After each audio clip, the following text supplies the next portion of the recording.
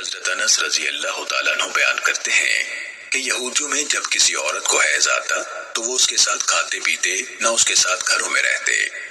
لوگوں نے نبی صلی اللہ علیہ وسلم سے پوچھا تو اللہ تعالیٰ نے یہ آیت اتار دی، وَيَسْأَلُونَكَ عَنِ الْمَحِيضِ قُلْ هُوَ أَذًى، اور لوگ آپ سے حیض کے بارے میں پوچھتے ہیں، کہہ دیجئے وہ پلید چیز ہے، لہٰذا حیض کی حالت میں عورتوں کے ساتھ جماع سے دور رہو۔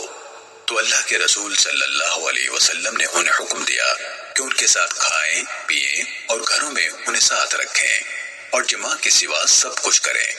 یہودی کہنے لگے، یہ رسول تو ہر چیز میں ہماری مخالفت کرتا ہے۔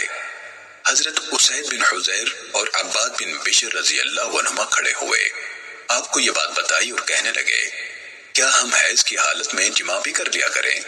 اللہ کے رسول صلی اللہ علیہ وسلم کا چہرہ سخت متغیر ہو گیا، حتیٰ کہ ہم نے سمجھا کہ آپ ناراض ہو گئے، لہٰذا وہ اٹھ کھڑے ہوئے۔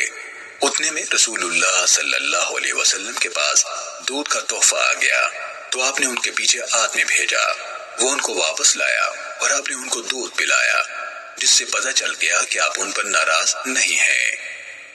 سنن نسائی حدیث نمبر 369۔